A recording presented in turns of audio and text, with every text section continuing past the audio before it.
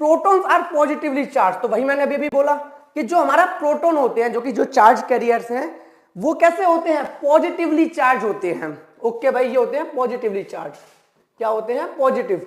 And जो electron होते हैं वो हमारे होते हैं नेगेटिवली चार्ज, यानी नेगेटिव चार्ज लिए होते हैं।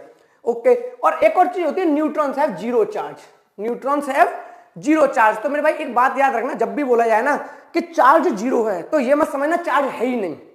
चार्ज जीरो है तो ये मत समझना चार्ज है ही नहीं, हो सकता है एक प्लस का 10 हो, दूसरा माइनस का 10 हो, तो ये भी तो जीरो आएगा।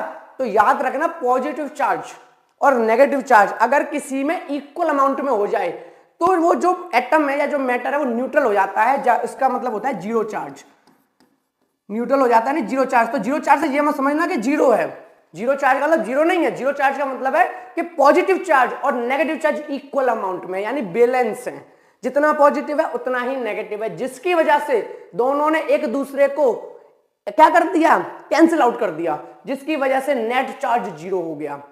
यहां तक बिल्कुल क्लियर है मेरे भाई।